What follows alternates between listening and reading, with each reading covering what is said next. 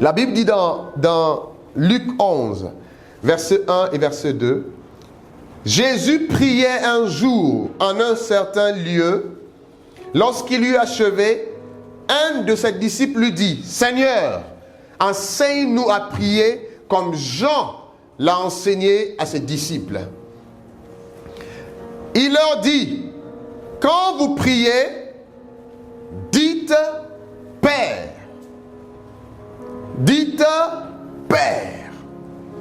Donc, les disciples de Jésus, la plupart d'entre eux étaient d'abord des disciples de Jean-Baptiste. Donc, ils ont prié en tant que disciples de Jean-Baptiste. Baruch Hashem Adonai. Ils ont prié. Dieu d'Abraham, d'Isaac et de Jacob. Mais quand Jésus est venu sur la scène et qu'ils ont regardé la prière de Jésus, les résultats étaient clairement différents. La prière de Jésus transportait des résultats clairs et nets. Donc, quand ils ont vu la différence entre les résultats de leur prière et la différence entre les résultats de leur prière avec Jésus, mais ils ont dit, Jésus, quelque chose ne va pas. Quand tu pries, tu es exaucé. Quand nous on prie, vraiment, c'est pas facile. Montre-nous, enseigne-nous comment on prie. Parce que la prière s'enseigne. Jésus dit, le premier problème que vous avez dans votre prière, c'est que la personne à qui vous vous adressez, ce n'est pas bien défini. Vous parlez à Dieu comme vous l'appelez avec son nom de titre. Monsieur Dieu, Dieu d'Abraham, Dieu d'Isaac et de Jacob. Et toi, il est ton quoi, ton oncle? Jésus dit, quand vous priez, dites, c'est important de dire Père. Dis avec moi Père. Dis avec moi Abba. Dis Dieu, tu es mon Père. L'Éternel est mon Père. Alléluia. Quand Dieu est ton Père, la manière de t'approcher change. Ta prière est différente. Ton assurance est différente. Tu ne t'approches pas avec peur et crainte. Si dans la ville ou dans le pays, quelqu'un n'aime pas pasteur Semayas ou pasteur Amaya, on s'en fout. Moi je parle comme ça, on s'en fout. Vous l'aimez, non? C'est ce qui compte, non? Mais acclamez si vous aimez.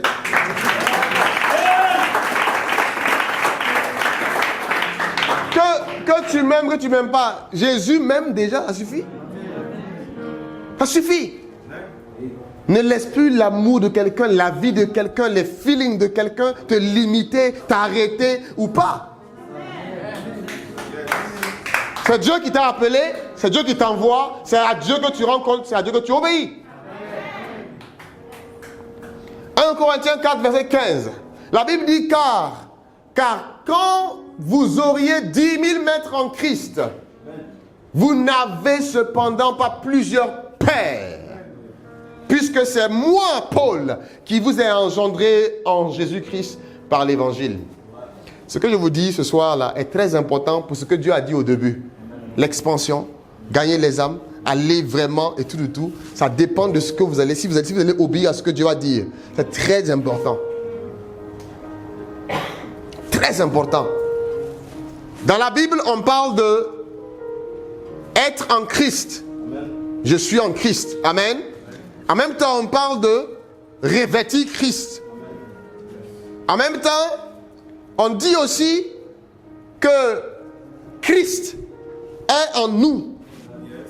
Christ en nous, l'espérance de la Colossiens 1, verset 26-27. Amen. Mais là, si on l'applique à la dimension de l'Église, et on commence à vous noter, vous tous ici, la plupart d'entre vous êtes dans l'église. Mais combien d'entre vous ont l'église en eux?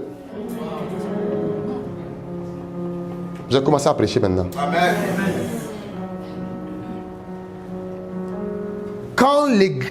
Oh, Jesus. Tu es dans l'église, tu bénéficies des choses de l'église. Tu bénéficies de la parole de l'église. Comme la servante de Dieu disait ici, dans Malachie. Il dit, apportez vos dîmes dans la maison du trésor, afin qu'il ne manque pas de la nourriture. On ne parle pas des hamburgers. On parle de donner vos dîmes, apporter vos offrandes dans la maison de Dieu, afin qu'on puisse prendre soin de tout ce qui favorise la présence de la parole. Donc les dîmes sont utilisés pour se rassurer que la nourriture ne manquera jamais. Mais si on n'a pas payé le loyer, la nourriture manquera. Et ça, c'est votre faute. Lui, il est un peu plus doux, il fait un peu plus... Chacun avec son caractère. Alléluia. Est-ce que vous comprenez ça? Donc tout ce qu'on doit prendre en charge pour qu'il y ait à manger, c'est ce que la dîme fait. Si le pasteur n'a pas mangé hier, il ne peut pas venir prêcher, donc il manquera la nourriture. Donc tu es dans l'église, mais est-ce que l'église est en toi? Ça veut dire quoi? Quand l'église est en toi, tu portes l'église dans ton cœur. On va trouver 90% qui sont dans l'église, mais on trouvera une ou deux personnes qui ont l'église en eux. Rares de personnes ont l'église en eux. Rares de personnes portent l'église dans leur cœur. Rares de personnes pensent à l'église. Si l'église est en toi, tu sauras quand il y a un problème. Quand l'église est en toi, tu sauras qu'il y a un besoin financier. Quand l'église est en toi, tu vas encourager le pasteur. Tu sauras s'il n'est pas content ou pas. Quand l'église est en toi, tu viendras tôt pour nettoyer l'église. Quand l'église est en toi, you care about anything that is going on in the church.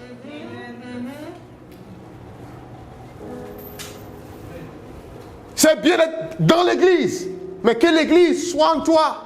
Jésus était dans le temple, mais le temple était aussi en Jésus, car la Bible dit, le zèle de ta maison me dévore. Quand l'église est en toi, le zèle de la main de Dieu te dévore. Tu es zélé pour ce qui concerne l'œuvre de Dieu. Le pasteur, ça va? Ah, mais il n'avait pas la mine. Et sa femme, elle va bien? Est-ce que si la femme du pasteur est triste, le pasteur est triste. Si les enfants du pasteur sont malades, le pasteur est affecté. Est-ce que tu pries pour sa femme et tu pries pour les enfants? Et tu devais aller saluer à la maison?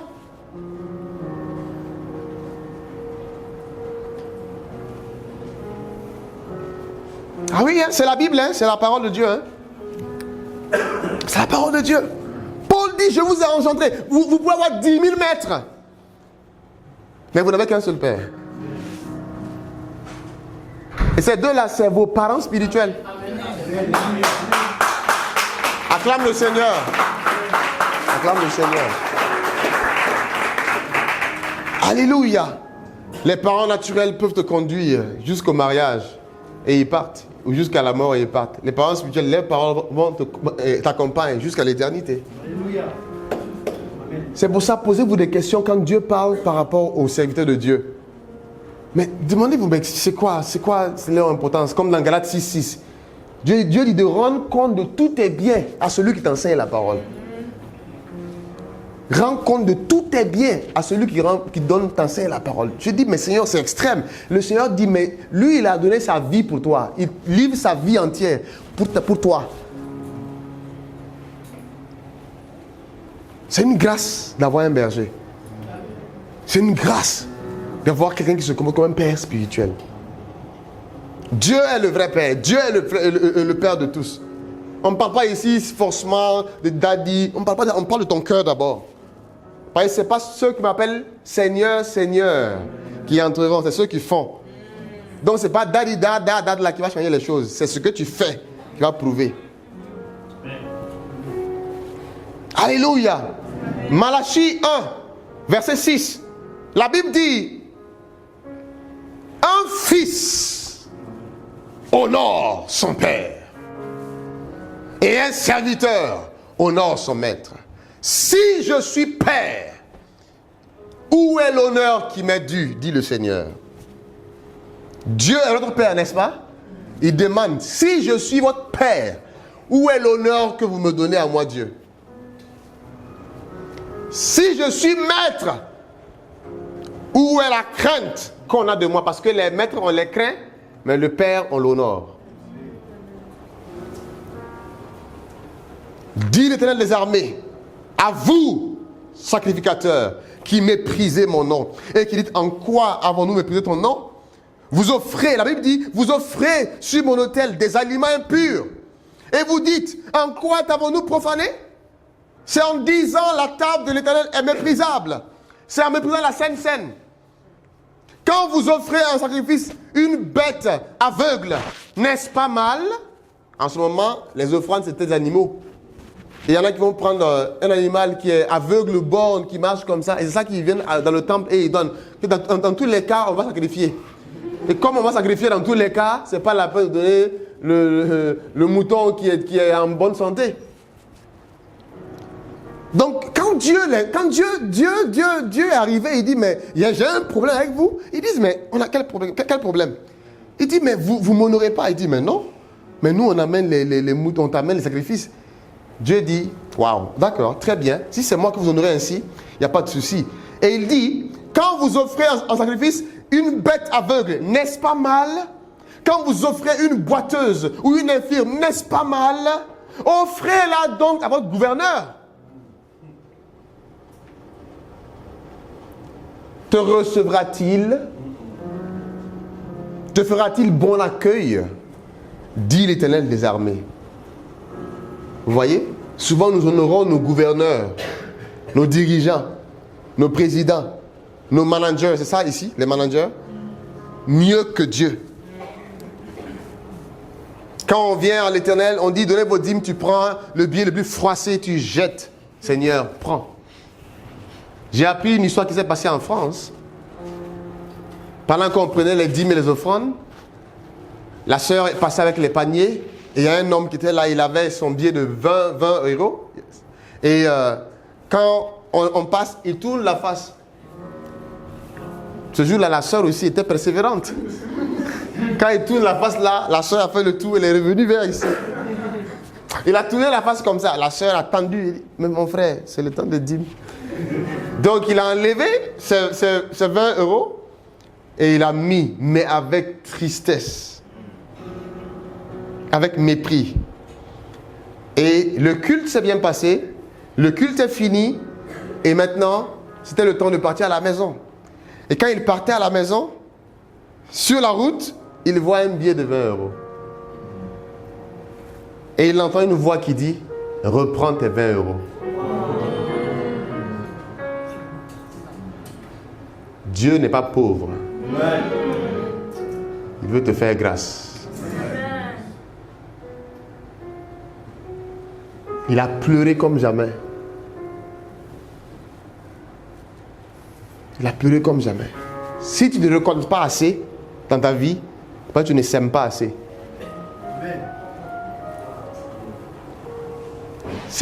Dieu est tellement logique. Va regarder le fermier, le cultivateur. Il sème chaque année et il récolte chaque année. La Bible dit dans l'Ecclésiaste, dès le matin, sème ta semence. Le soir, ne laisse pas reposer ta main. Pourquoi? Si tu fais ainsi, tu ne manqueras jamais de récolte non plus. Un jour, j'ai traversé un moment de sécheresse financière. Et j'ai dit, Seigneur, il y a quoi? C'est un démon, qu'est-ce qui se passe? Et le Seigneur dit, le vide financier que tu vois comme ça, c'est parce qu'il y a eu un vide de semences. Donc, quand le temps de récolte est arrivé, il n'y avait pas de récolte. Il n'y avait pas de récolte. Si vous vous levez, main dans la main, ce ministère va toucher la nation d'une nouvelle manière. La balle est dans votre camp. C'est à vous de décider d'honorer le Seigneur. C'est à vous de décider de dire que maintenant je vais avoir l'église dans mon cœur. Je vais craindre le Seigneur. Je vais voir l'église. Parce que même si ça ne va pas, le pasteur ne viendra jamais vous dire, ah s'il vous plaît, ça ne va pas dans la caisse aujourd'hui. Jamais il le dira. Moi non plus je ne dirai pas. Mais souvent je dis.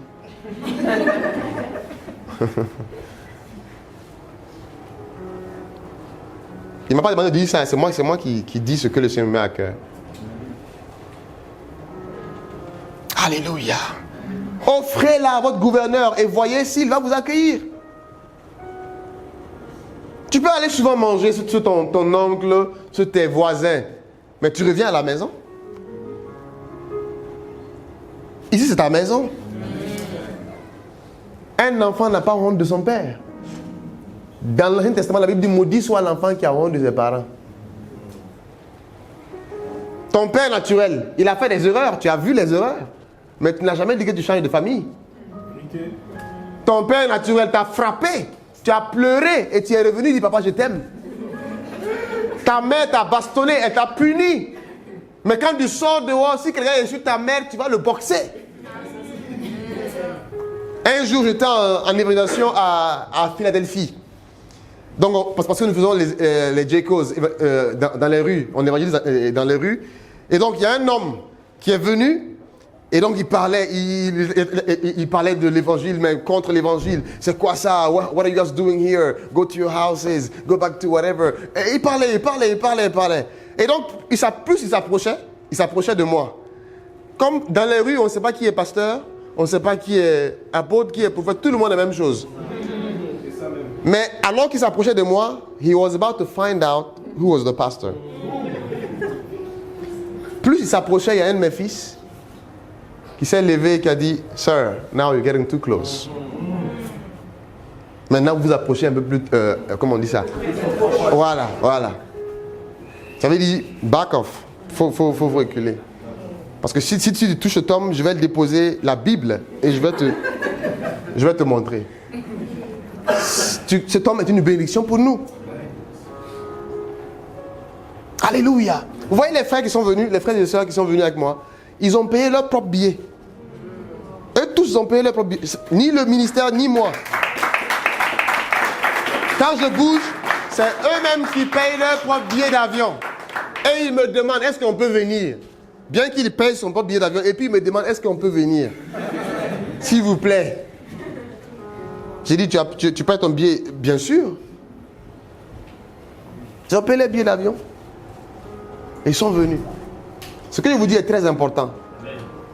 Il est temps que vous vous levez comme un seul homme pour ce ministère. Dieu a dit, le temps est arrivé de quitter le refuge là. On ne reste pas dans le refuge pendant longtemps. Tu as déjà vu un réfugié qui est content? Tous les réfugiés, politiques ou peu importe le réfugié. Donc Dieu dit, assez d'être des réfugiés. Comment vous allez couvrir? Pourquoi vous couvrez votre feu maintenant? Le temps de couvrir le feu est fini. Sortez. Dis à ton voisin, sors. Le monde veut voir votre feu. Ne soyez pas avares. Ne soyez pas avares. Partagez le feu. Ce que vous avez ici est trop puissant. Votre homme de Dieu est trop dangereux. Amen. Vous ne pouvez plus le garder juste pour vous comme ça. C'est pas possible. Si vous ne le voulez pas, moi je vais le prendre. Ah, nous on le veut, hein? Nous on le veut. Si vous ne le voulez pas, lui et sa femme, nous on prend. Nous avons une maison, une nouvelle maison maintenant. On vous prend. Si vous vous amusez avec votre pasteur, pasteur, nous on va le prendre. Ah, donc, so you better really hang on there. Alléluia. Est-ce que vous comprenez? Philippiens 2, verset 20. Car je n'ai personne ici. Oh, Jesus. Ça c'est Paul qui parle. Qu'est-ce qu'il dit? Il dit, car je n'ai personne ici qui partage mes sentiments pour prendre sincèrement à cœur votre situation. Tous, en effet, cherchent leurs propres intérêts et non ceux de Jésus-Christ. Et il dit, Timothée, viens. Le grand Paul, voici la tristesse d'un homme de Dieu. Voici ce qui fait pleurer un homme de Dieu. Dans sa propre chambre, dans sa douche, dans sa voiture. C'est ce qui fait pleurer un homme de Dieu. Quand aucun de ses fils, quand aucun de ses membres ne partage son fardeau.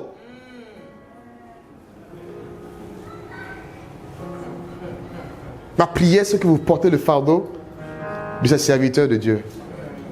Il veut gagner les âmes.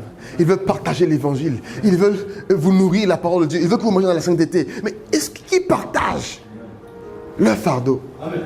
Paul, le grand Paul, il souffre, il pleure. Et il dit, Timothée, faut venir. Faut venir. Timothée dit, mais tu as beaucoup de gens avec toi là-bas. Paul dit, il y a beaucoup de gens ici, mais je n'ai personne.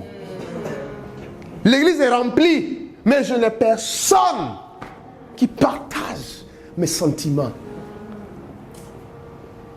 Moi, je suis enflammé.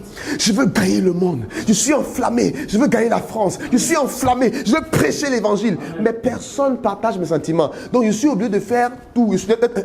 D'aller au moulin et au four à la fois. Parce que personne ne partage mes sentiments. Il y a rare de Josué auprès de Moïse. Dieu vous parle aujourd'hui. Le temps est arrivé. Vous devez dire, pasteur, arrête les petits travaux que tu fais à côté, s'il te plaît. Nous allons nous lever pour l'œuvre de Dieu. Consacre-toi à servir le Seigneur. Le reste, on s'en occupe. I'm sorry. On s'en occupe. Je n'ai pas aimé la réponse que vous avez donnée. Dites yes! Vous avez dit, pasteur, va prêcher. Prie. À la première église, les gens sont venus dire à Pierre, ah, nous avons les veuves ici, nous avons les orphelins ici. Il y avait des bagarres comme ça. On dit à Pierre, viens nous aider à nourrir les veuves et les orphelins. Pierre dit, ah, il ne faut pas mixer les choses. Vous, prenez des diacres qui vont faire ça. Nous, laissez-moi me consacrer à la prière et à l'enseignement, à la prédication de la parole. C'est pour ça que j'ai été appelé. Rendez la tâche facile à votre serviteur de Dieu. Rendez la tâche facile à l'homme de Dieu. Si vous êtes là, vous êtes béni, et que le pasteur, il ne m'a rien dit, hein, c'est moi qui parle. Hein. Je suis un homme de Dieu aussi, hein, donc je sens. Alléluia. Rendez la tâche facile à l'homme de Dieu. La Bible dit, ayez pour eux une grande affection.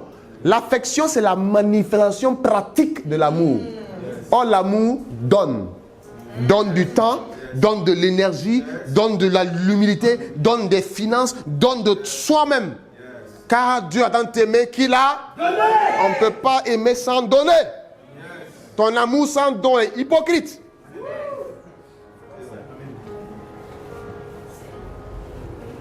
Ton amour sans don est hypocrite. Un jour, je devais aller pour une croisade en Côte d'Ivoire. Et je suis arrivé, j'ai dit, mais Seigneur, comment on va avoir les fonds? Parce qu'il fallait des dizaines de milliers de dollars. Et le Seigneur dit, prophétise. Je suis arrivé. Vous vous rappelez, hein? Et j'ai dit, vous avez vos salaires, mais je prophétise des revenus qui n'ont rien à voir avec votre salaire. Amen. Dieu vous donnera un surplus qui n'a rien à voir avec votre salaire. Mais rappelez-vous, quand il le fera, c'est pour la croisade. Quand j'ai parlé dimanche, lundi, mardi, le président Joe Biden est sorti. Et il a annoncé stimulus de $1 400 à tous les Américains qui payent les taxes. Mercredi, je suis venu à l'église. Je dis Alléluia. Les gens ne répondent pas. Je dis Alléluia. Ils ont dit Amen. Je dis amenez-moi mes 1400. Ils ont tous donné les 1400. Nous sommes allés faire la croisade. Les âmes étaient sauvées. Sauvées. Oui, mais Dieu, mais levez-vous. Vous avez l'homme de Dieu ici. Il a une onction dangereuse. Levez-vous. Même le tiers de ce peuple-là, si vous étiez engagé, le pasteur n'a pas besoin de... Le pasteur est libre. Le tiers, je ne parle pas de... Vous là, ça là, c'est trop, vous êtes trop nombreux même. Moi, je suis fils spirituel du pasteur Karambiri. Qui le connaît? Yes. Vous voyez un peu comment il parle? Je suis son fils. C'est pour ça que je parle aussi comme ça. C'est dans l'amour, mais je suis direct. Dans tous les cas, tu ne me nourris pas.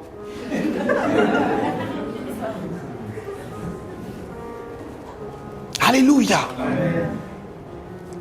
Il faut que vous vous levez, frères et sœurs. Amen. Amen. Alléluia. Je demande au Seigneur, je vais dire quoi aux frères et sœurs de Jésus mon refuge? Il dit, il faut les dire de se lever. Il faut les dire de se lever. Il faut les dire de quitter l'avarice. Dis-leur de quitter l'avarice. Tu travailles, tu as l'argent, tu fais quoi avec? Quand tu pars au restaurant, tu mets dans les tips, comment on dit tips ici? Les pourboires, tu donnes ça. Quand tu parles à une fille, tu dépenses sans problème. Mais arrivé ici, tu donnes des miettes de 5 $, 7 $, 7 euros. Tu veux qu'on fasse qu'avec ça? Même. Amen. Il y a les âmes à sauver. Le pasteur doit manger. Enfin, il faut qu'il mange. Amen. Vous devez...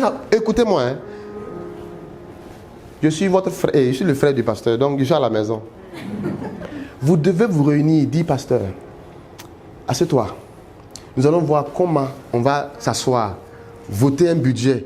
Juste pour toi, pour que tu te consacres seulement à la prière et à l'enseignement.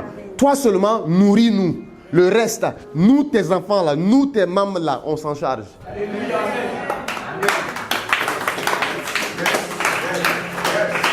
Ah oui? Yes.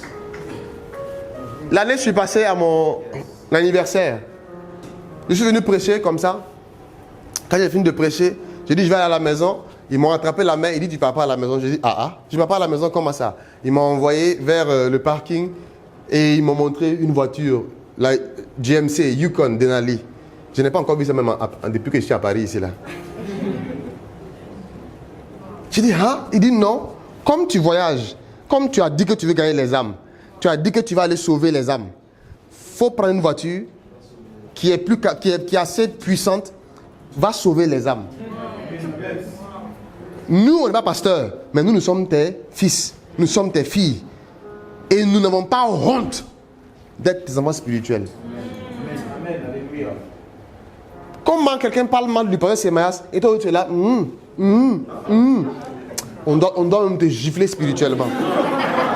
Alléluia. Amen. Il faut être fier de son père. Hein. Il faut être fier de son pasteur et de la pasteur. Il faut être fier. Même si ton père marche en culotte, c'est mon père. Même si ton père il est chauve, c'est mon père. Si ton père mais il parle au hasard ou bien il a plein de problèmes, c'est mon père. L'amour couvre une multitude de fautes. Tu dois être fier de ton père.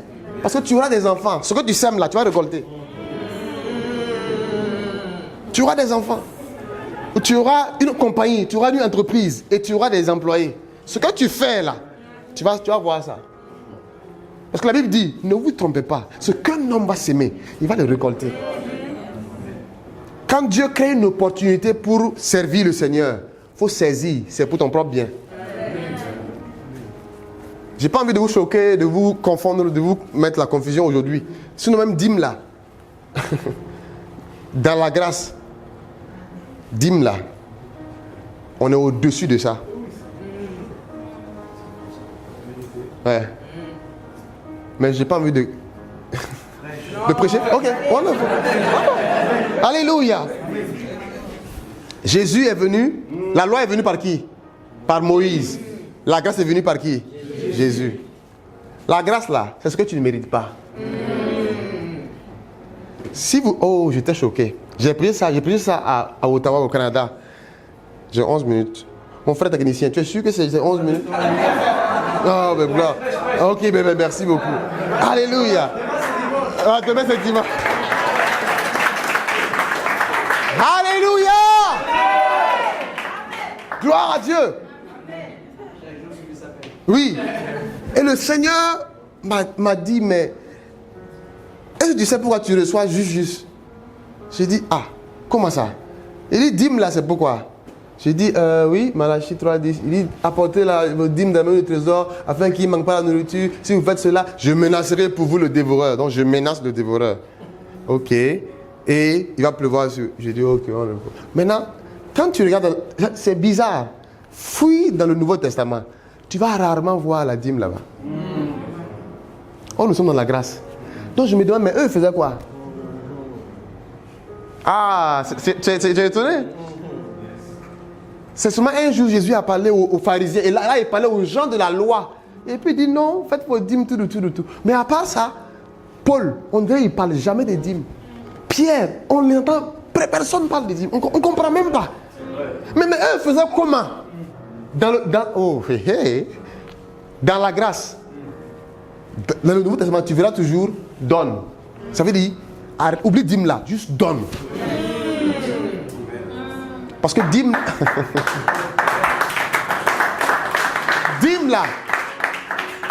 dîme là, ça veut dire, c'est calculé, ça veut dire, c'est 10. Voilà. J'ai 100, j'enlève 10. J'ai 1000, j'enlève 100.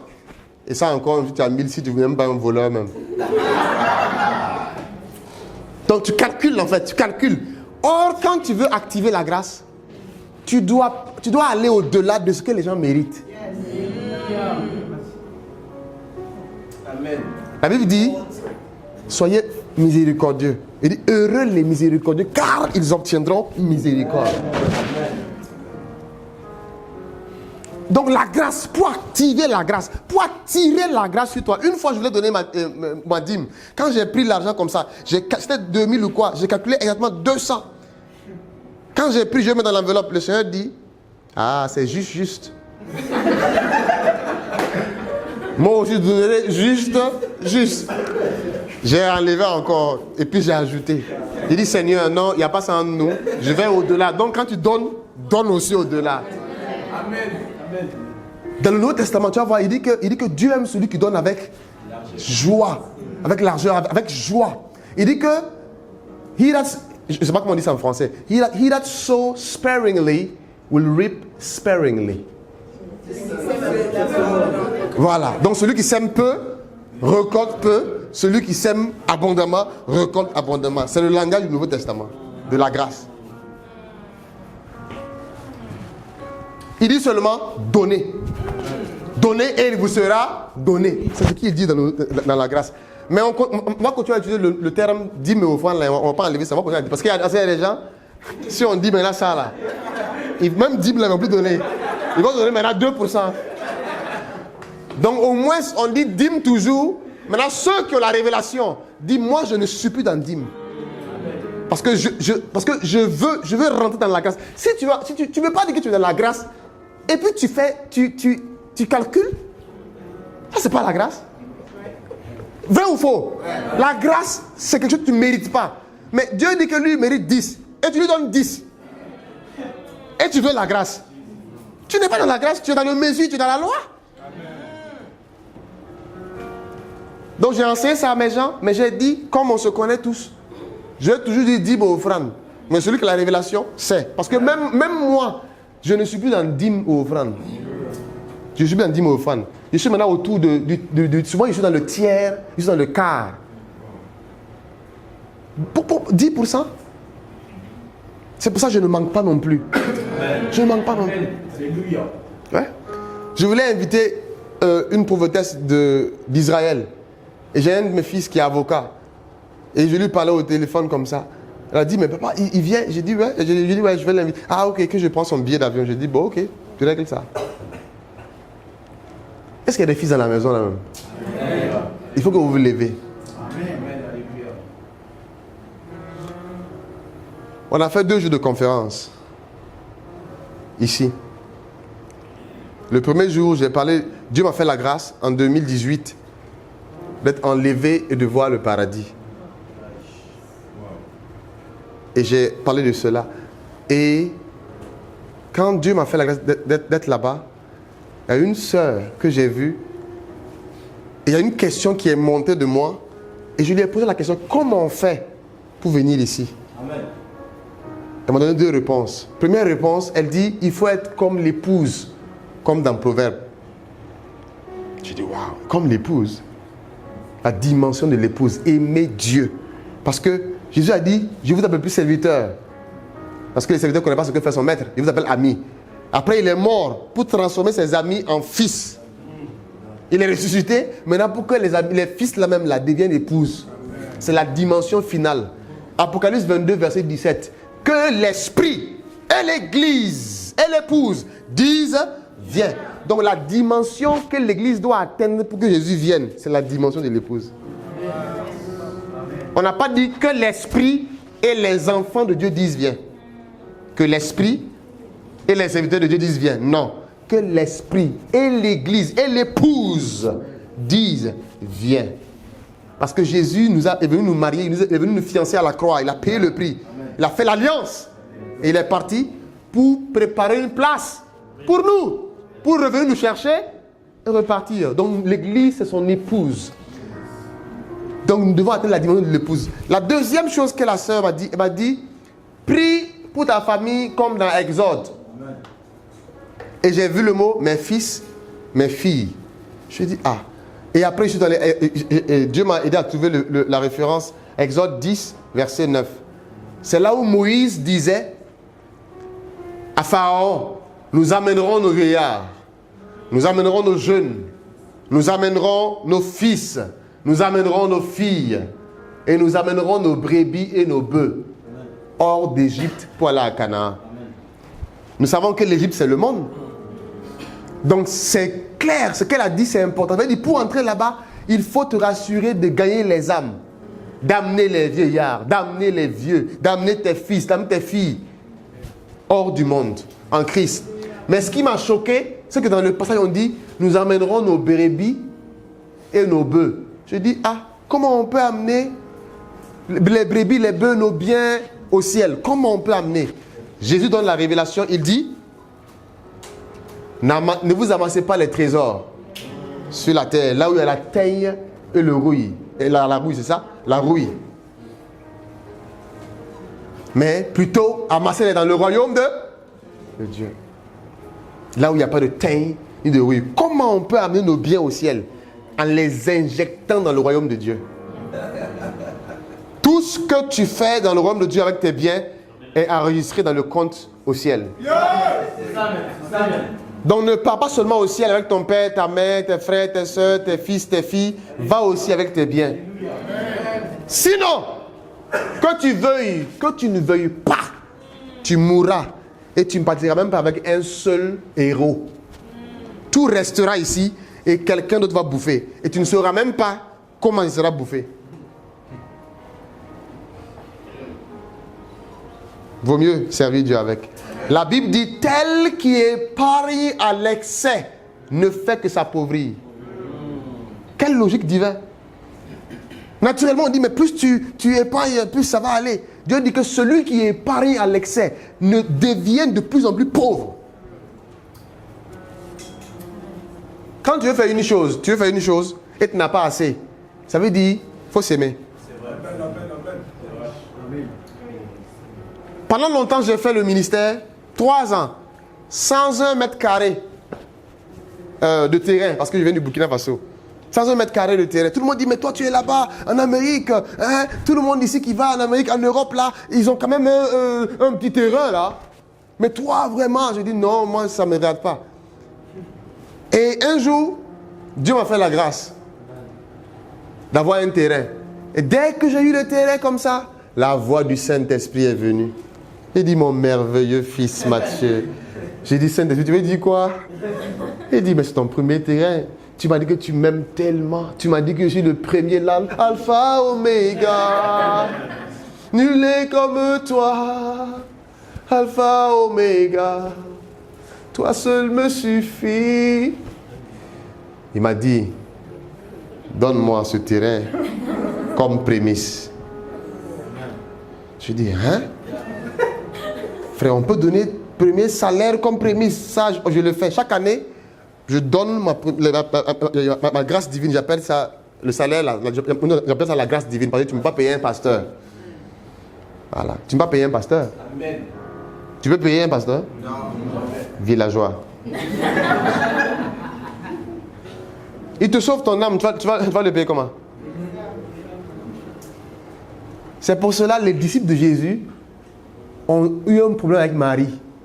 Parce que dans leur cœur, ils sont avec Jésus, mais ils méprisaient Jésus. La preuve, c'est que Judas a vendu Jésus 30 pièces. Donc quand Marie est venue avec le parfum de nard pur, une offrande anormale, c'était à peu près un salaire d'une année. Et elle dit même, Jésus n'est même pas digne que je lui donne dans sa main. Ça veut dire, même son pied n'est pas digne. Ça veut dire, le salaire, ce que j'ai là, c'est trop grand. Mais ce n'est même pas digne des pieds de Jésus. Regarde comment elle valorise Jésus. Et elle a pris le parfum de nard pur, de salaire d'un an, et elle a versé à ses pieds. Et elle a pris ses cheveux, elle a nettoyé. Je n'ai pas dit de faire ça pour le pasteur. On adore Jésus-Christ. Tu comprends? Et elle a nettoyé. Et les pierres, et puis Judas, on dit, arrêtez là, c'est quoi ça? Tu gaspilles. Ah, donc faire du bien au pasteur Jésus, c'est gaspillage. Donner une offrande à l'église, c'est gaspillage. C'est ce que la plupart d'entre vous pensez aussi. Voilà pourquoi tu donnes des miettes. On te dit, mais pourquoi donner $1000? Pourquoi donner $1000 à l'église? Ils vont faire quoi à l'église avec $1000? C'est gaspillage. Jésus a dit, laissez-la. Ça a activé la défense du ciel. Ça a activé la défense du ciel. Laissez-la tranquille. Vous avez les pauvres encore avec vous. Chaque chose a son temps. Est-ce qu'on peut dire Alléluia? Alléluia. Gloire à Dieu.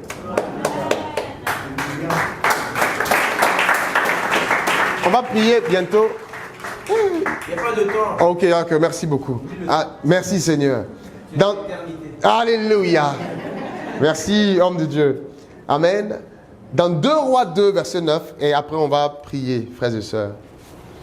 Parce que le cœur d'un père, le cœur d'un pasteur est spécial. Si vous vous rappelez le père du fils prodigue,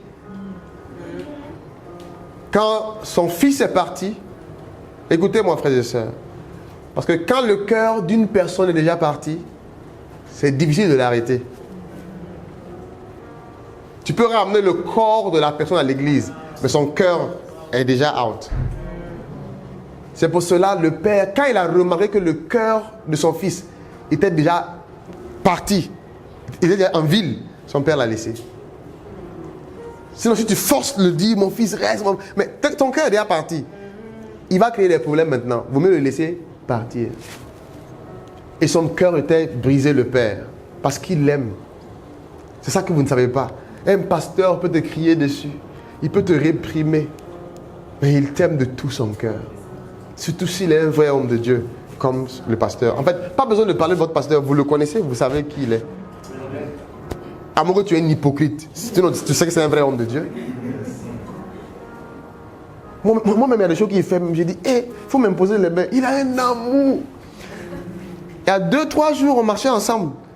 On partait à l'hôtel, dans mon hôtel. Et pendant qu'on marche, il y a un frère qui venait. Moi, j'ai changé de direction. Pendant qu'il venait, moi, je ne sais pas c'est qui. Donc, je commençais à bouger comme ça. Et j'ai laissé passer Sébastien, il faut venir vers lui. Et il venait bizarrement comme ça, il venait. Bon, il dit, c'est pasteur Sébastien. J'ai dit, ah, gloire à Dieu. J'ai dit, pasteur, il y a un homme qui te cherche. Donc, quand il est venu, bon, vraiment, il était bizarre. Il y avait des odeurs, tout ça. Donc, moi, je me méfiais un peu. Mais le pasteur, il est arrivé. Donc, il dit, pasteur, prophète, tu veux qu'on prie? J'ai dit, oui, on prie. Et ma prière était rapide, en 30 secondes. J'ai dit, au nom de Jésus, Seigneur, remplis son cœur de ton amour, que ta présence soit avec lui. Amen. Pasteur a vu que ça là. La prière était trop courte.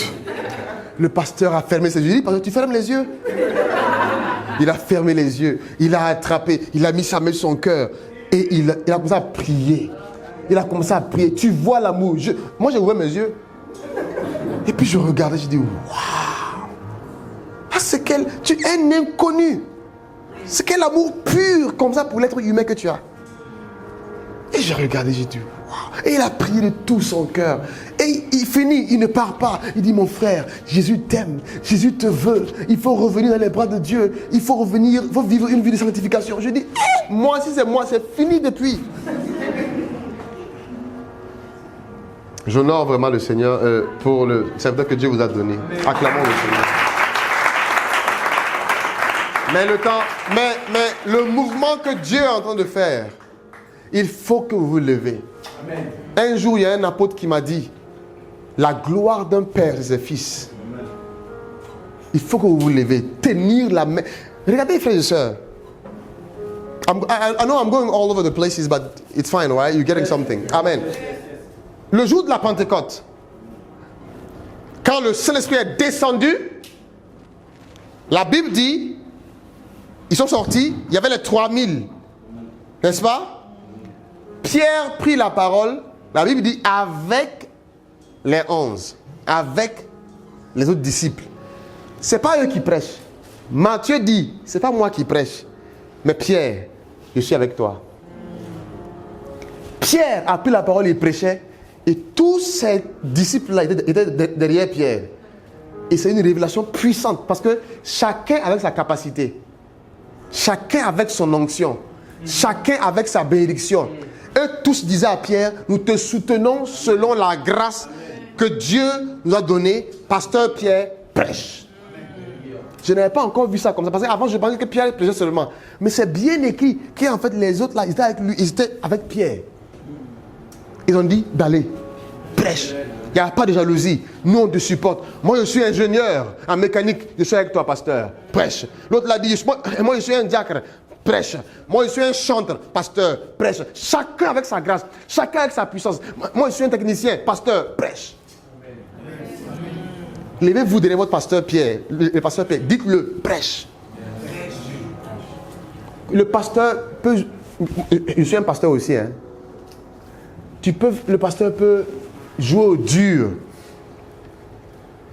Tout le monde peut l'apprécier dans le monde entier. Je vois ça.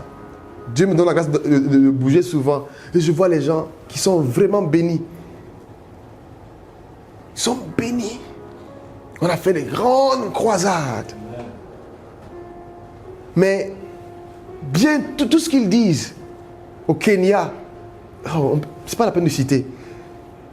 Mais ma vraie joie, c'est si je viens voir les gens de l'église, mes propres frères et sœurs, ou fils spirituels, peu importe l'appellation. Si eux, ils ne m'encouragent pas, si eux, ils ne me supportent pas, est-ce que vous savez que souvent, je peux regarder une vidéo que j'ai faite, et puis il y a peut-être 500 likes, 100 likes, 60 likes, et je clique expressément pour voir ceux qui ont liké, juste pour vérifier, voir si mes propres enfants ont liké. Parce que ma vraie fierté vient d'eux.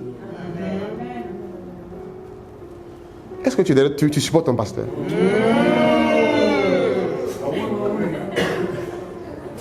Parce que sa vraie... Il peut aller partout. Les gens ont dit, pasteur, puissant de Dieu, nous t'apprécions, nous t'aimons. Si ses propres enfants ne disent pas ça, ça ne sert pas. Est-ce que vous supportez pasteur Amaya? Est-ce que vous la supportez? Ou bien tu es là, tu es une fille, tu penses que tu es classe et tu la fais...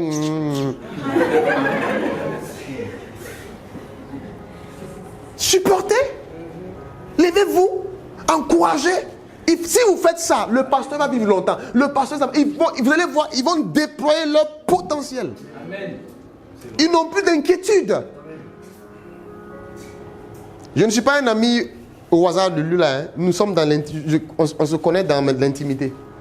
Il est venu chez moi, il mange chez moi, il dort quand il vient, il dort à la maison. C'est depuis longtemps, hein? Depuis 2019 et tout. Donc, peut-être toi, tu n'aimes pas encore ici même. Nous, on se connaît avant toi, donc calme-toi. Alléluia. Amen. Il faut que vous vous levez, frères et sœurs. Dieu m'a envoyé. Dieu m'a envoyé pour vous parler. Un peuple peut limiter son pasteur. Un peuple peut limiter son pasteur. Que vous ne soyez pas ce peuple-là au nom de Jésus-Christ. Ma prière, c'est que vous recevez ce feu-là. Ma prière, c'est que vous recevez ce zèle-là. Pour dire, lève-toi, va. Lève-toi, va.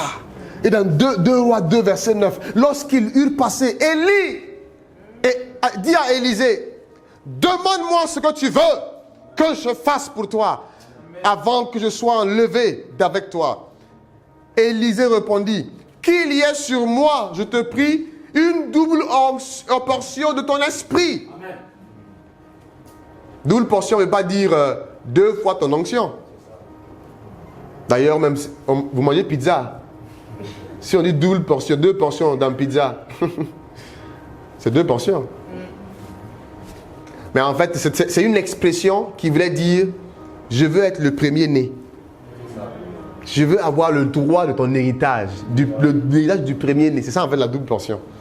Ça veut dire, Élisée est venu trouver que Élie avait déjà des fils de prophètes. Lui, il vient d'arriver. Et il dit, je veux être comme ton fils, ton premier-né. Je veux avoir le droit de l'héritage quand tu vas partir. Or, voilà pourquoi Élie a dit, ce que tu demandes est une chose difficile. Avoir l'onction du pasteur, c'est une chose difficile. La grâce qui est sur lui, c'est une chose, pour avoir ça, c'est une chose difficile. Pourquoi c'est difficile? Il dit, si tu me vois partir, tu auras ce que tu veux. Maintenant, après qu'il a dit ça, les tests que le gars va vivre, tu n'as rien vu encore. Ils ont quitté Gilgal. Ils sont arrivés à Bethel. Quand ils sont arrivés à Bethel, 50 fils de prophètes, des vrais prophètes authentiques, lui ont prophétisé. Ton pasteur est bizarre. Pasteur Semaya, c'est bizarre. J'ai vu. Oh, 50, mon frère. Toi, c'est seulement un petit gars du quartier qui a dit seulement, pasteur Semaya, j'ai rêvé. Pasteur Amaya, pasteur Semaya. Et toi, depuis, tu te dis, je ne sais pas, hein, parce que c'est devenu bizarre, j'ai rêvé. Quand tu as vu un papillon et puis tu... Lui, là, c'est 50, ma soeur, 50 fils de prophètes qui prophétisent, authentiques, qui lui ont dit. Et il a dit, taisez-vous. Je le sais. Je ne suis pas un serviteur simple. Je suis un fils. Je ne quitte pas mon père comme ça. Quand tu es un simple serviteur, dès que ton père fait une petite erreur, tu quittes. Mais quand tu es un fils, tu couvres ses fautes. Tu couvres ses erreurs. Vous vous rappelez les enfants de Noé? L'enfant insensé a vu la nullité de son père. Et il est allé parler au dehors. Avant, je disais, avant de partager une mauvaise nouvelle d'un pasteur, vérifie d'abord que c'est vrai, au moins avant de partager. Et Dieu m'a dit, tu as tort. Même si c'est vrai, ne partage pas. Je dis, ah, comment ça? Il dit, rapport de Noé, ce que le fils a vu là, c'était vrai. Son père était nu, donc la honte était réelle. Mais il a partagé et puis son fils était maudit. Quand son père s'est réveillé, il a dit, mais qui m'a couvert? On dit, c'est les 2 autres fils. Quand eux, ils ont vu la nullité, ils ont pris la couverture, ils ont marché à reculons, ils ont dit, on ne verra pas la nullité de papa. Si Dieu a permis qu'on voit la faiblesse du pasteur, c'est qu'il compte sur nous pour la couvrir. Si Dieu a permis... si Dieu a permis que tu vois la fumée de la voiture du pasteur, c'est qu'il a mis dans ton cœur que tu lui payes une nouvelle voiture. Dites amen, hein? Voiture, c'est quoi pour vous, Écoutez, tire ta fierté. La valeur d'un enfant, c'est avec son père. C'est avec son pasteur. Un jour, le pasteur Karambiri, en fait, j'étais allé à une conférence en septembre, octobre, c'est ça, non? Quelque chose comme ça. Et je suis revenu. Et il avait une conférence encore en janvier. Donc c'était trop proche. Dans mon cœur, j'ai dit, comme j'étais déjà là-bas il n'y a pas longtemps, je ne pourrais plus repartir en janvier. Donc je méditais dans mon cœur comme ça. Après, sa femme, pasteur Hortense Karambiri, m'a appelé. J'ai dit oui, maman. Donc j'ai essayé de tester l'eau, quoi. J'ai dit, bon, je pensais même venir. Et je savais qu'elle va dire, oh non, Mathieu, tu es déjà venu il n'y a pas longtemps. Effectivement, elle a dit ça. J'ai dit, alléluia. Mais dans mon cœur, je me suis dit que peut-être le pasteur, ils n'ont pas parlé entre eux. Après, je reçois un message de Papa Karambiri qui dit, Zampal Légué, Mathieu, ça va? Je dis, ça va. Il dit, n'oublie pas, mais ça, hein, en venant. J'ai dit, papa, tu viens pas? Il dit, non, je venais, je dis, je viens. Même ce soir, je vais prendre le billet d'avion. C'est l'honneur. C'est l'honneur. On ne s'amuse pas avec un père. Élisée, les fils de prophètes ont dit, tu sais que ton père là sera... Il dit, taisez-vous, je sais. Pour avoir le manteau qui est sur le père, c'est difficile. Difficile pourquoi? Parce qu'il faut la fidélité. Est-ce que vous savez pourquoi Ruth a été remarquée par le ciel? C'est à cause de sa fidélité. Elle a dit, puisque c'est Ruth et Orpa, les deux ont dit, Naomi, nous allons te suivre. Naomi dit, non, repartez, mes filles, vous avez perdu vos maris, mais repartez vous marier, c'est pas la peine de me suivre. Orpa dit, non, maman, chérie, non, pasteur Amaya, on va venir. Ah, pasteur Amaya dit, non, ne te dérange pas, ma fille, ne te dérange pas, ma soeur. Elle dit, hey, ok, comme vous insistez, et elle est partie. Souvent, quand le pasteur dit non, non, non, non, non, il faut insister. Il faut insister. Ce n'est pas tous les noms qui sont non. Il faut être sage. Il faut être sage. Ruth repart comme Orpa. Ruth dit, chacun sa destinée. Moi, je ne te quitterai pas. Et ce qu'elle dit est effrayante. Ton peuple sera mon peuple. Ruth, tu connais mon peuple? Ils sont bizarres. Hein? Je m'en fous. Tant que c'est ton peuple sera mon peuple. Elle dit, là où tu mourras, je mourrai. Ruth, c'est grave ça, hein, parce que ça veut dire que tu ne devrais pas voyager. Tu devrais être là où je suis. Elle dit, là où tu mourras, je mourrai. Elle dit, ton Dieu sera mon Dieu. Amen. Et son Dieu a entendu. Amen. Dieu dit, c'est qui ça? Amen. Qui parle comme ça? C'est quelle femme qui est fidèle comme ça? Ah, Jésus dit, je vais venir par elle. Elle est rentrée dans la lignée de Christ. Amen. La fidélité touche Dieu. Amen. La fidélité touche Dieu. Ça sert à quoi de dire que tu es fidèle quand tout va bien? Quand tout va bien, tout le monde est bien. Dans Proverbe, la Bible dit que tout le monde proclame sa bonté. Mais un homme fidèle, qui le trouvera? Tout le monde est bon dans ici, mais un homme fidèle, une sœur fidèle, qui le trouvera? Laissez-moi parler un peu. Parce que je ne sais pas quand je reviens ici. Parce qu'il faut m'inviter souvent, non? Alléluia! La fidélité, en anglais, c'est faithfulness. Si on sépare en deux, c'est fullness of faith. La plénitude de la foi. Donc, il y a la foi et il y a la fidélité. There is faith and there is faithful. Donc, la fidélité, la faithfulness, c'est la plénitude ou la foi complète. Ça veut dire quoi? Ça veut dire, si je dis que je veux prier pour toi, être fidèle de ma prière, c'est continuer à prier pour toi. Voilà pourquoi on dit soyez fidèles dans vos dîmes et vos offrandes. Ça veut dire continue à donner. Voilà pourquoi la Bible dit que Dieu est fidèle. Parce que Dieu n'arrête pas de croire que tu vas changer. Il n'arrête pas de croire que tu vas devenir meilleur. Voilà pourquoi quand tu fais une erreur, il te pardonne. Parce qu'il est fidèle. Oh, alléluia! Voilà pourquoi il ne te tue pas quand tu as fait les bêtises. Voilà pourquoi il ne t'a pas exterminé quand tu as reculé. Voilà pourquoi il ne t'a pas abandonné quand tu as fait des erreurs.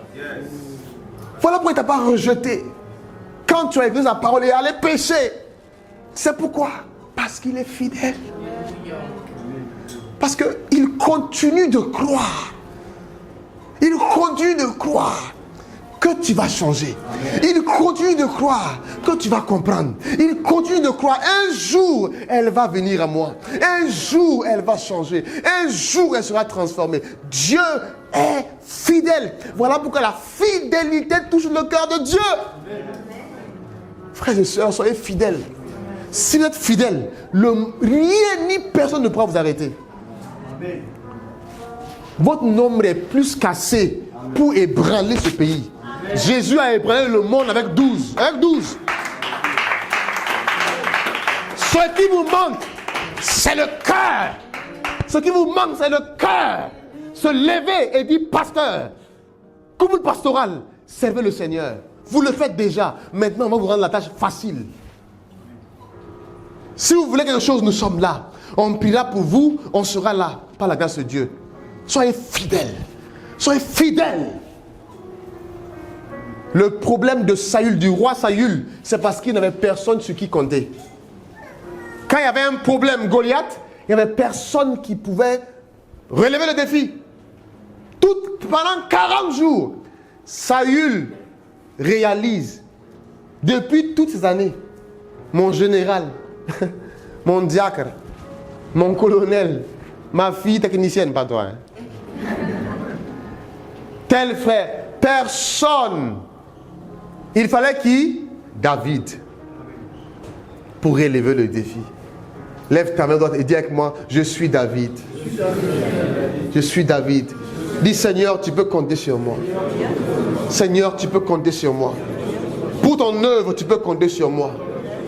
Pour gagner les âmes, tu peux compter sur moi. Pour la prière, tu peux compter sur moi. Seigneur, tu peux compter sur moi.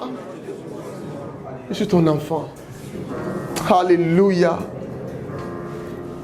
Chacun se bat pour son royaume. Chacun se bat pour ce en quoi il croit. Il y a des gens qui se battent pour les grenouilles. Vous les voyez à la télévision. Et puis elle se bat, elle est passionnée. Elle dit que non, il ne faut pas que les grenouilles soient extinctes. Grenouilles. Il y en a qui se battent pour les arbres. Et quand tu viens, tu coupes les arbres, tu veux qu'on fasse ta maison, il vient faire proteste, manifestation. Oh non, clean environment, what are you doing? Be mindful of the trees. Un jour, je partageais les flyers d'évaluation, les cartes, comment on appelle ici, les pantoufles? Les flyers, voilà. Je partageais. Et puis il y a une femme qui a pris, qu'elle a pris, et puis elle a dit, be mindful of the trees. Moi, j'ai pas compris. Moi, je donne un flyer qui dit Jésus te sauve. Et tu me dis be mindful of the trees. Après, j'ai posé la question à quelqu'un d'autre. Je dis I gave the flyer to this woman and she told me to be mindful of the trees. What do you think she meant? Elle dit oh, parce que les flyers, c'est les arbres qu'on coupe pour faire. Je dis oh Jésus.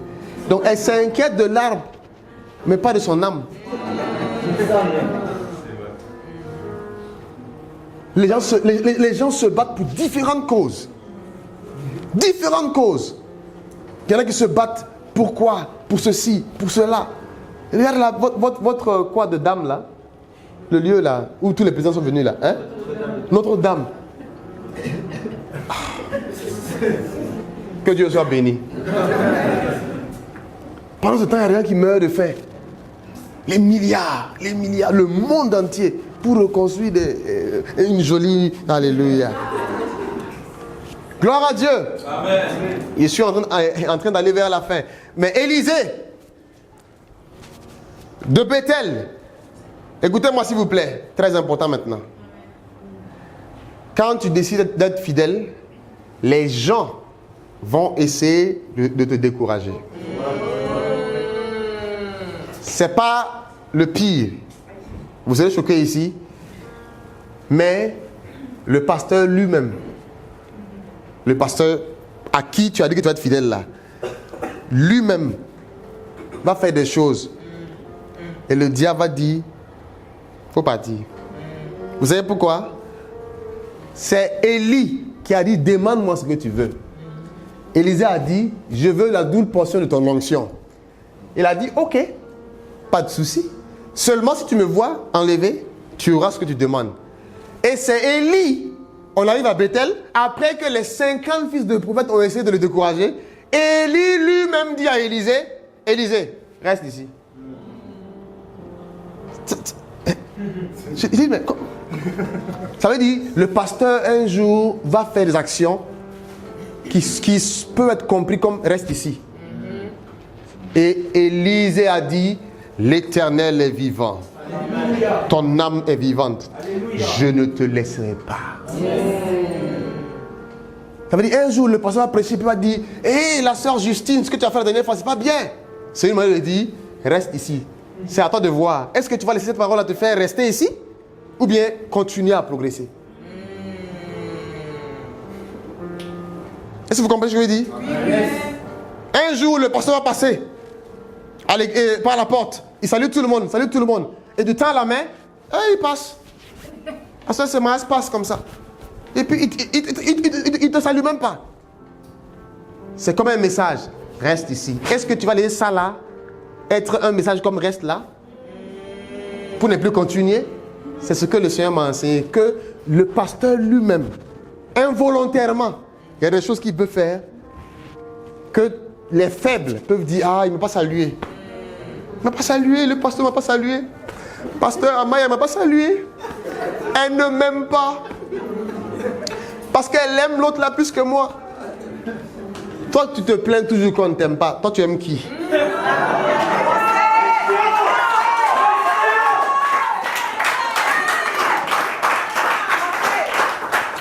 Tu aimes qui? Ce que tu donnes là, tu vas recevoir. C'est trop bizarre. Moi je parle, excusez-moi. Moi je parle. Alléluia. Alléluia. Écoutez mon frère et soeur.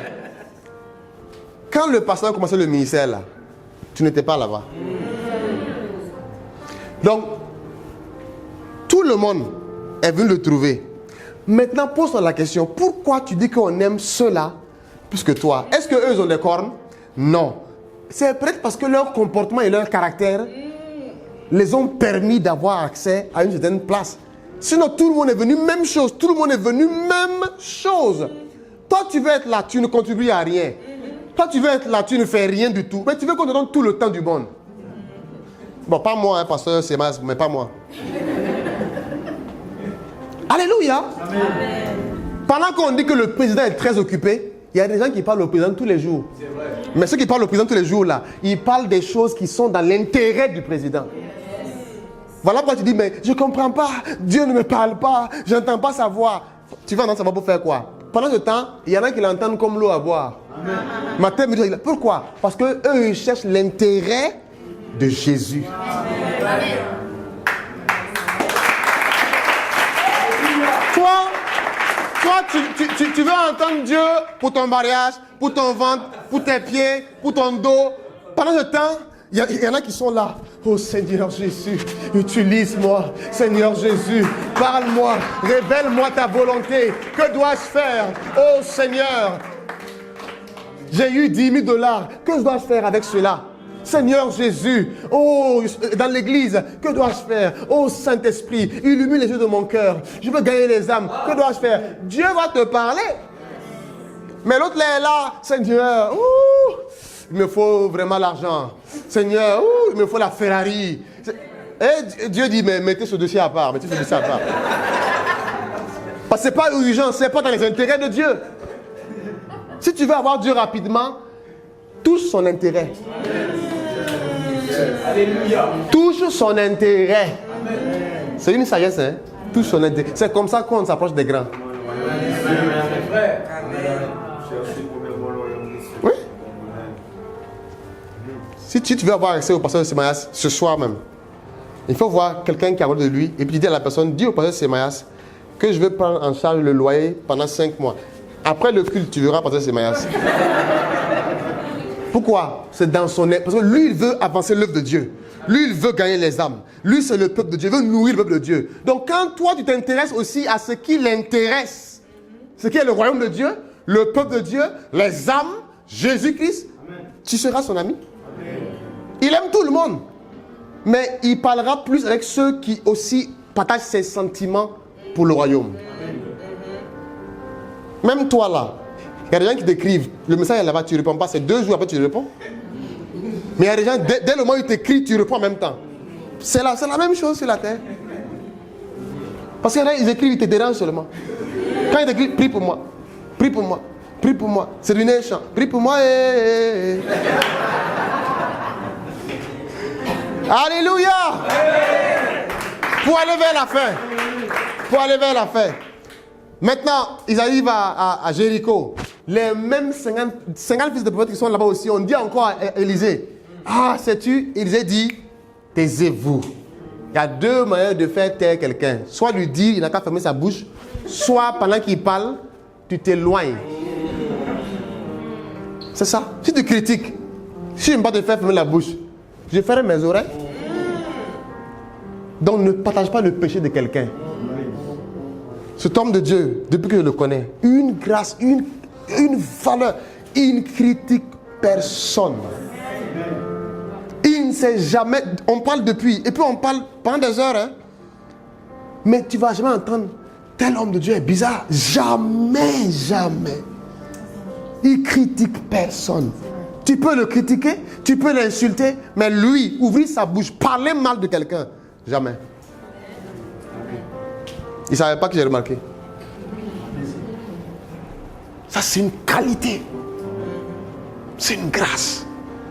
Je pense que le temps est arrivé que chacun soit fier de ce qu'il a, quoi. Chacun doit être fier de ce qu'il a. C'est ça que tu tombes de toute ta valeur dedans. Sois fier de ton église. Tu es dans l'église, mais que l'église soit en toi aussi. Porte l'église. Jésus, mon refuge, c'est mon église. Pasteur Semayas, pasteur Amayas, c'est mes pasteurs. Poste-leur sur statut. Tu dis, c'est mes pasteurs. Love, love, love, love, love, love. Le diable n'a qu'à voir, les haineux n'ont qu'à voir. C'est mes pasteurs, je les aime. Je suis là-bas. Alléluia. Faut être fier.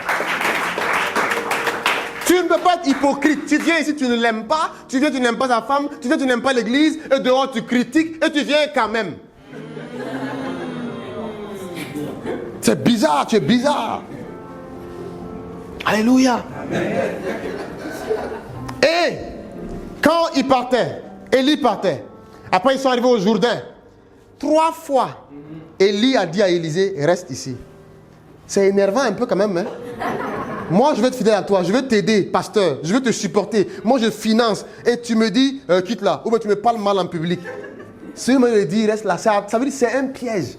Il ne faut pas tomber dans le piège. Même s'il te parle mal, c'est un test. Il faut dire, pasteur, si tu veux, va sur Facebook, insulte-moi. Tu es mon pasteur. Si tu veux, frappe-moi. Tu es mon pasteur. L'Éternel est vivant, ton âme est vivante, je ne te quitterai pas. Tu veux m'empêcher de recevoir la bénédiction? Ça ne marchera pas avec moi. Il faut essayer avec d'autres personnes, pas moi. Élisée a dit, l'Éternel est vivant. Ton âme est vivante. Je ne te quitterai point. C'est moi qui ai décidé. Je m'en fous ce que tu vas faire. Une fois, j'ai dit à ma femme, j'ai enseigné sur l'amour de Dieu à Agapao. Et j'ai dit à ma femme, j'ai dit, écoute-moi, j'ai la plus belle femme du monde. Elle est plus belle que toutes les femmes ici. Chacun n'a qu'à valoriser ce qu'il a. Alléluia. Et je lui ai dit, Hébreu, son nom c'est Hébreu. J'ai dit, aujourd'hui je dis, il n'y a rien que tu puisses faire qui m'empêchera de t'aimer. Elle a dit rien, j'ai dit rien. Elle dit rien, rien, rien. J'ai dit rien. Parce que j'ai percé le mystère de l'amour agapao. L'amour de Dieu, c'est l'amour inconditionnel. Elle a dit, what? J'ai dit oui. Tu peux, tout ce que tu as fait, je vais toujours t'aimer. Même si tu pars, mais je t'aime. Tu ne feras rien d'autre. Parce que j'ai vu comment Dieu m'a aimé. Il a dit, aimez vos femmes comme Christ vous a. Et maintenant, quand ils arrivent devant le Jourdain, Élie enlève sa veste. Et il frappe le Jourdain. Le Jourdain s'ouvre. Bizarrement, oh Seigneur, les 50 fils des prophètes s'arrêtent à distance. C'est seulement Élisée qui suit. Personne ne leur a dit rester là-bas. C'est eux-mêmes qui sont restés là-bas. Pourquoi tu restes en chemin? Suis le pasteur. Il faut aller jusqu'au bout. Le pasteur dit il va aller à Guadeloupe. Mais tu l'appelles, tu dis, mais pasteur, je paye ton billet. Volontairement, pourquoi on doit toujours vous dire quoi faire? Quand tu t'es marié là, est-ce qu'on t'a enseigné à faire l'affaire là? On t'a pas enseigné? Tu as su comment on fait? Le problème c'est le cœur. C'est le cœur. C'est le cœur. Je vais prier pour les gens ce soir. Le Seigneur a mis dans mon cœur de prier pour les gens ce soir. Les gens qui vont établir financièrement, puissamment. En fait, il y a tellement de temps, il y a tellement de témoignages que Dieu a fait des choses extraordinaires dans la vie des gens. Ce frère que j'ai dit, avocat, Ils étaient à Edmonton. Non, c'est Edmonton? Voilà, ils sont allés à Edmonton. Et ils se débrouillaient comme ça. Et je leur ai donné une parole. Je leur ai dit, quittez Edmonton, venez à Ottawa. Ils se sont dit, ah, mais on a un bon travail, ça va. J'ai dit, quittez et venez. Je n'oserais pas dire ça si je ne savais pas que c'était des gens qui vont obéir. Parce que j'ai reçu de la part de Dieu. Après, ils ont obéi, ils sont venus, ils dormaient à terre. Après, ils ont payé matelas gonflable. Ils n'avaient rien à la maison. Aujourd'hui, ça coule dans leur vie parce qu'ils ont obéi. Je vais prier pour des gens. Quiconque ici, c'est la première catégorie. Quiconque ici, je vais prier pour les malades aussi s'il y en a. La Bible dit dans Luc 12, verset... Ah, tu peux poster les versets? Luc 12, verset 16. Ça m'a béni profondément. Béni profondément. Il leur dit, cette parabole, c'est Jésus qui parle, hein? Les terres d'un homme riche avaient beaucoup rapporté. Le business d'un homme avait beaucoup rapporté. Cet homme raisonnait en lui-même disant, que vais-je faire?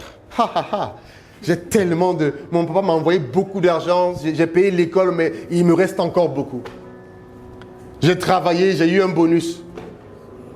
Que vais-je faire? En effet, je n'ai même pas de place pour rentrer ma récolte. J'ai l'abondance. Voici ce que je vais faire. C'est ça? J'abattrai, c'est ça? Mes greniers, j'en construirai de plus large. Je vais encore ouvrir un deuxième compte bancaire. Tellement j'en ai. J'en construirai de plus grandes. J'y amasserai toute ma récolte et tous mes biens. C'est ce qu'il dit, hein? L'homme là sur la terre, ok? Allons au ciel pour voir qu'est-ce que Dieu le Père pense de lui. Et on continue. Et il dit, et je dirai à mon âme, tu as beaucoup de biens. Tu vois, tu es simple, hein? Tu es simple, mais tu as l'argent.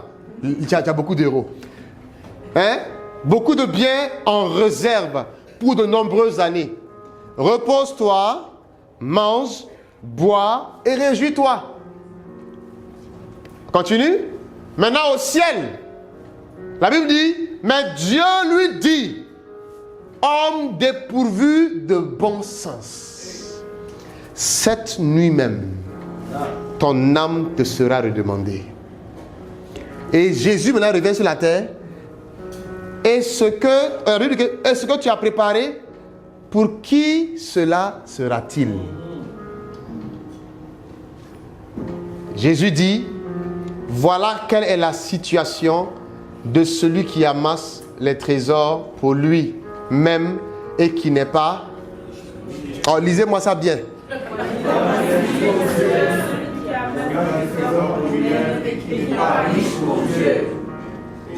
Wow. On peut être riche pour soi-même, on peut être riche pour les gens, on peut être riche pour le diable. Il y en a qui sont très riches pour le diable, et on peut être riche pour Dieu. Ce soir, Dieu m'a parlé ici. Il veut susciter des riches pour lui. De la même manière que Dieu a des pasteurs employés, il veut avoir des riches employés. Donc lui, il va les enrichir pour le servir. Si tu es dans ce cas, il ne faut pas être hypocrite. Il ne faut pas venir ici pour être riche et puis voler ça. Tu vas être riche pour Dieu, ça veut dire que tu es riche pour servir Dieu avec ta richesse. Si tu es dans ce cas, j'ai une onction particulière. Écoutez-moi, j'ai prié pour des gens. Il y a un frère actuellement, quand j'ai fini de prier, il est venu me dire, on lui a donné plus d'1 million de dollars. Ouais, c'est un de mes fils, il est à l'église. Vous, restez tranquille, hein, vous qui êtes là. Est-ce que vous comprenez? Je vais prier pour toi, aujourd'hui. Si tu veux être riche pour Dieu, pas riche pour toi-même, pas riche pour que les gens te voient, pas riche pour le diable, parce que beaucoup de gens sont riches pour le diable, ils font des sectes, ils financent l'avortement, les gens travaillent, frères et sœurs. Il y a beaucoup qui sont riches pour toutes choses. Jésus dit, il en sera de même pour quiconque n'est pas riche pour Dieu. Parce qu'on peut être riche pour Dieu. Et les riches pour Dieu financent le royaume. Si tu es dans ça, lève-toi et tu viens devant, je vais prier pour toi.